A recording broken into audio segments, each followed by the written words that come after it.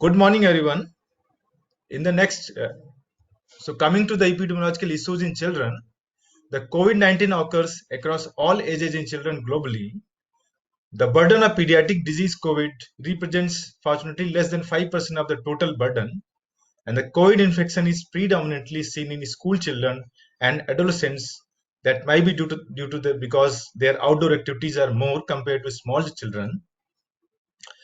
Like adults, in pediatrics also there is slight preponderance of males compared to females. Fortunately, mortality in pediatric COVID till now is extremely low, that is less than 0.1%. So globally, till February, there have been around 110 million cases of COVID-19 and 2.4 million deaths have been reported. And data about number of children who have developed COVID-19 are not totally aggregated at the country level. So the data from the children we are getting might be underreported or not correct. So what we have data is that among 188 countries, only 42 countries reported disaggregated data by age among COVID-19 cases. This is reported by UNICEF. Coming to the prevalence of COVID in pediatric age group, this is the bar chart showing mostly data from the China, that is 1040, some data from Europe and US, which shows that in less than 2 years the infection is around 17%, that is less.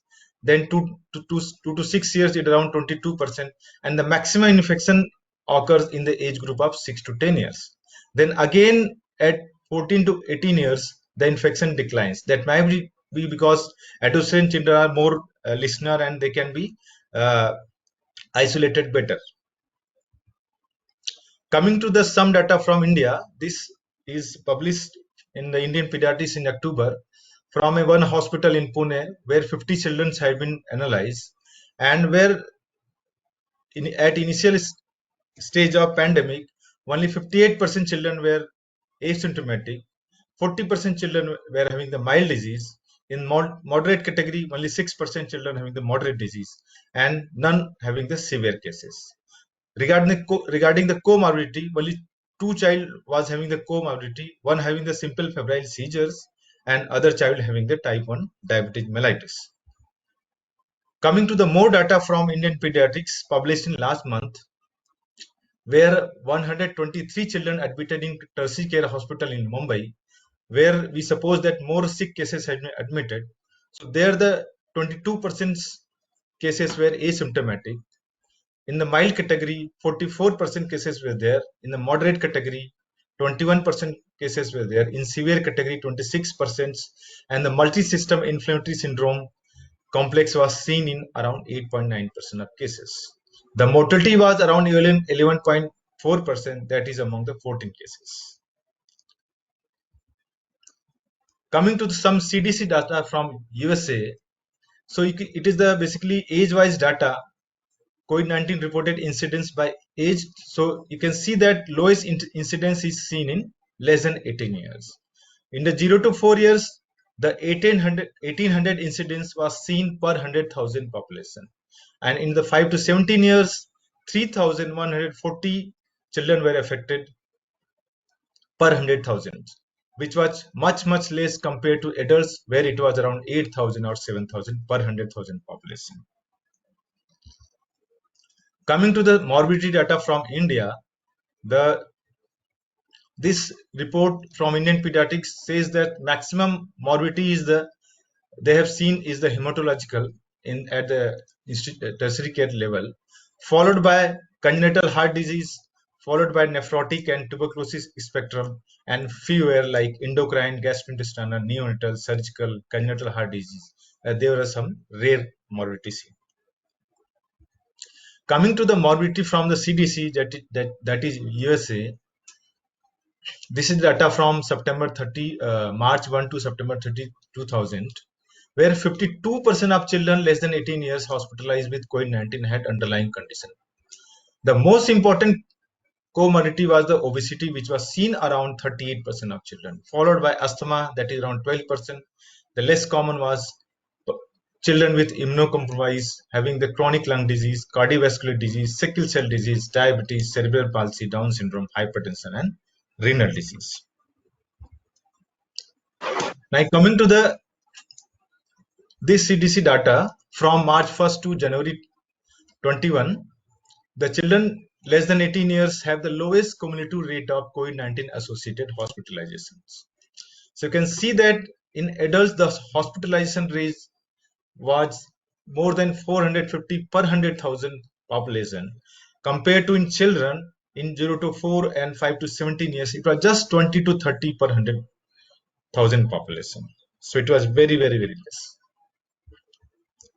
Coming to the another data compared to all age group mechanical ventilation and in hospital death data from the CDC, that is from March 1st to September 30, where the mechanical ventilation required was very, very less compared to the all age requirement in pediatric age group. And if you compare the in hospital death data from all age mortality data, the children's mortality data was much, much less and very minimal. This is the latest data from CDC USA from 6th of May. So what they have said that till 6th of May, they have 3.8 million total child COVID-19 cases reported, and the children represented just 14% of the total cases. The overall rate was at 6th May was 5,122 per 100,000 children in the population. The hospitalization rate in children was 1.2 to 3.1% of total reported hospitalization, and between 0.1 to 1.9% of all child COVID-19 cases resulted in hospitalizations. Regarding mortality, children were having the least mortality, that is 0 to 0.21% of all COVID-19 deaths, and 9 states reported 0 child deaths. Coming to this Kitano Plus report from UNICEF, in January 21, they have tried to see whether there is a pediatric mortality affected by the country's income level. But they have compiled a huge data from 16,027 articles and 225 national reports from 216 countries, and they have given the pediatric mortality of 3,788 children. And what they have come out that the pediatric deaths were attributed in low middle income countries by 91.5% compared to just 8.5% in high income countries. Likewise, if you see in the ICU admissions who have admissions in children, the high income countries have got 18.8 child per million population ICU admission compared to just 1.5 child who has got the ICU admission per million population. So there is a huge impact of income level at the country level. Coming to the mortality, there was a 1.3 child mortality per million population in high income countries, and but which was more than double in low middle income countries. Coming to the asymptomatic or mild COVID-19 in children, so if the RT-PCR positive child or COVID positive child having the fever, sore throat, cough, rhinorrhea is the main symptoms in mild cases. Sometimes you may get vomiting and pain abdomen also. So this is the clinical criteria to diagnose asymptomatic or mild cases. Mind that there should be no fast breathing or no dehydration to diagnose the mild cases. So how we should treat all these mild cases? So the best place for treatment in the mild or asymptomatic case is the home isolation. So home isolation the best for the children with the asymptomatic or mild cases. So what we have to do in the mild cases, the most common symptoms in children is the fever. So for the fever, paracetamol 50 milligram per kg, depending on the severity or requirement, 4 to 6 hourly should be given. Along, and sometimes even the fever doesn't go with paracetamol, so sponging may help. And more importantly, what people also have said that if the child is little bit older, the having this just shower for 2 to 3 minutes in a high grade child, it drops the temperature very quickly to the normal. That is very, very helpful in children. Along with that, plenty of oral fluids should be given to prevent the dehydration. And if the child is breastfed, it should be continued, and adequate nutrition in all other children should be maintained.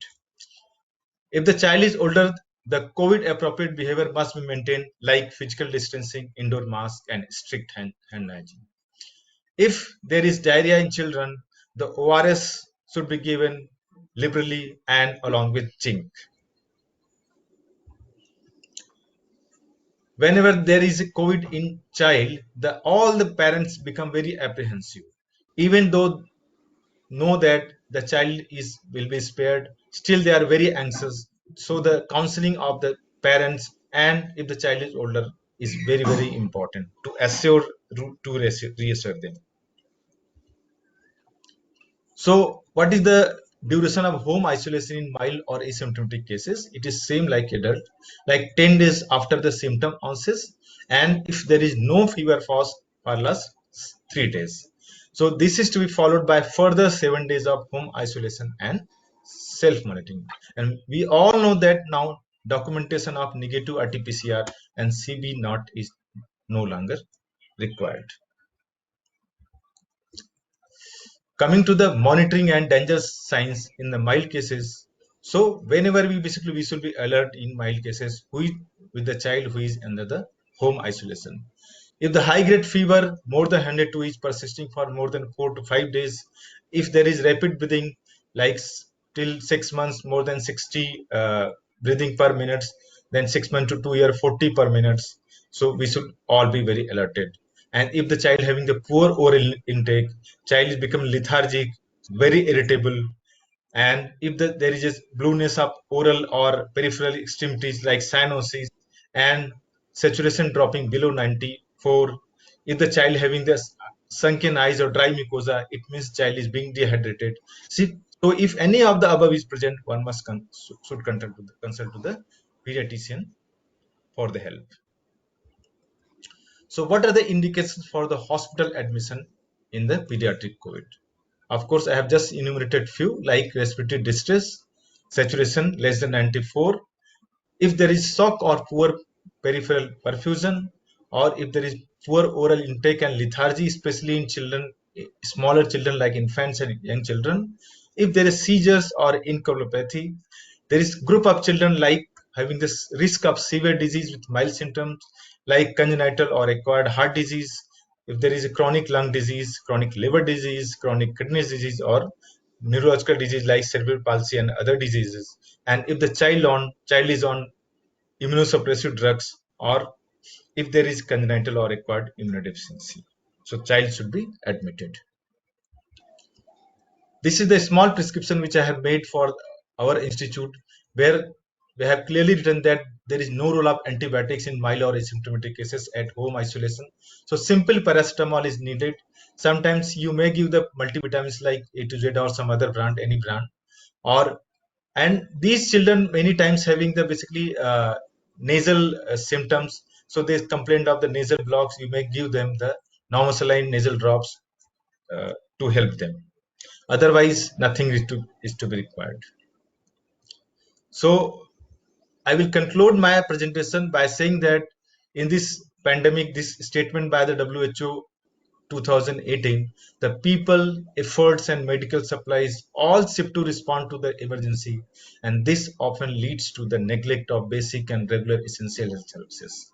People with health problems unrelated to the epidemic find it harder to get access to the healthcare services. Thank you.